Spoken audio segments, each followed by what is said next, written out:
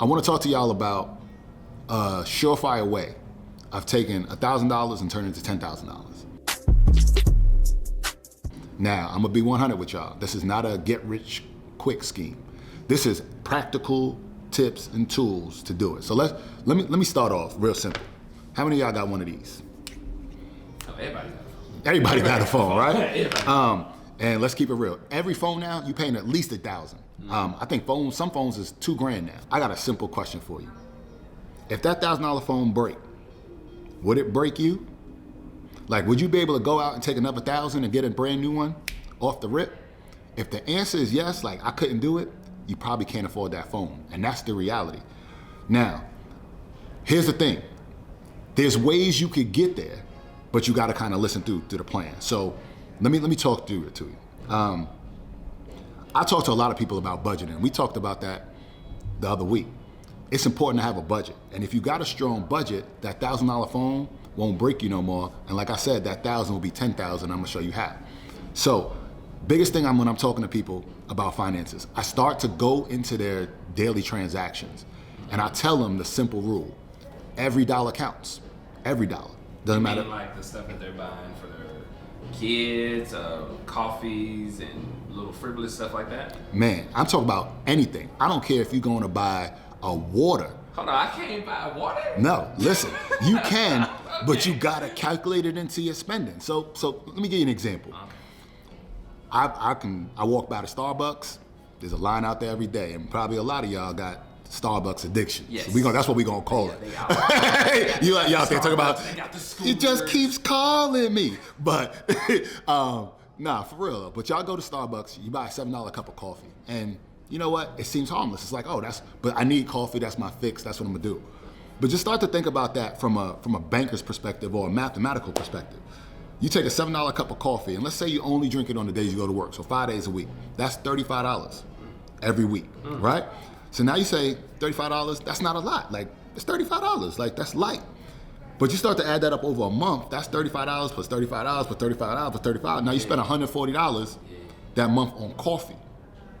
And that's one cup of coffee every day that you worked.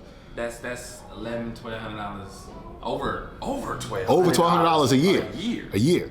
And that's just the coffee. And what I try to help people see is it's compounding. Because you thinking about, hey, it's just the one cup of coffee a day, but it starts to compound. Because now you got your cup of coffee for breakfast. What do most people do though for lunch? I'm gonna go get something real quick, some quick fast food. I'm gonna go grab something to eat. Because I only get a 30-minute lunch, right? Let's keep it real. So you go and you spend $10 on that, right? Same $10. First of all, I'm being nice. I'm being nice. Okay. Because you can spend more. But I like that. But Good I'm numbers. gonna keep it simple for the term. So $10. Now we're gonna do the same thing. $10 for the 5 days you worked. That's $50 for the month. That's $200 for the year. That's $2,400. Now, I just talked about coffee and your lunch. And we had $3,600. And we had $3,600, right? For the year. So when I talk about, hey, I can help you make 10,000, like this is the things that I'm talking about because they start to compound and start to compile. Let's really get into it, like little decisions that we could talk about to keep it real. You talk about getting your nails done, getting your hair done for dudes, like getting your cut every week, getting shaped up, right? These things start to add up and you gotta start to think about what you're paying for them and the frequency in which you're doing it or how often you're doing it. Because these are the things that are gonna make the difference between you having money in the bank and not having the money in the bank. And here's the thing. I'm not telling y'all, don't get your hair done, don't get your nails done, don't get a haircut, be out here looking dusty. That's not what I'm saying.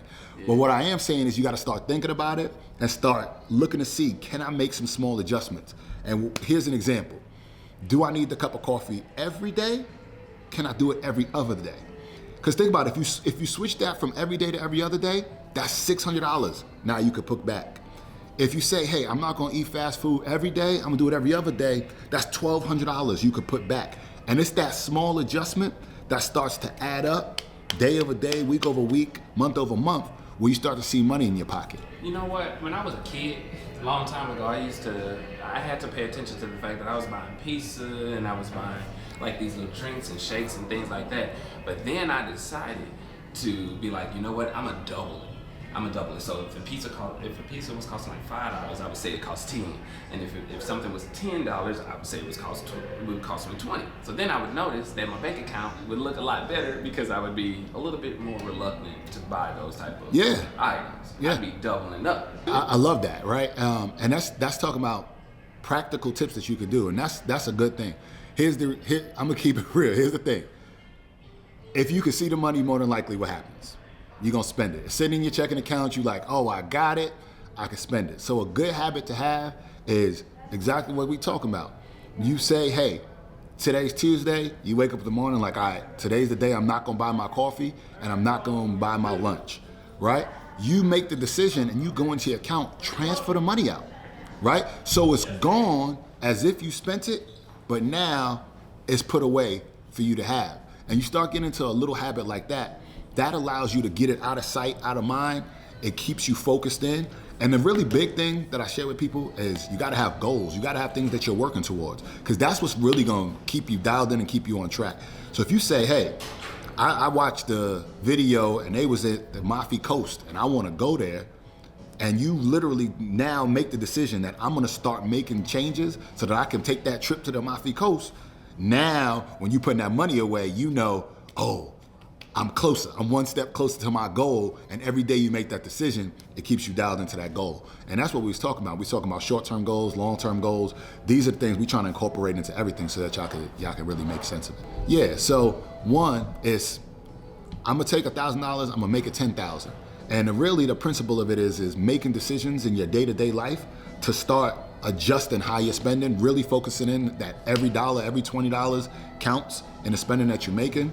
And then the big part is, if you buy something and it breaks and that breaks you, you probably really couldn't afford it. So like I always say, man, just tap in the comments, tell me what y'all think. If you got questions, do the same, like, subscribe, share, and we appreciate you. Y'all, like y'all know, no labels. We gonna get there.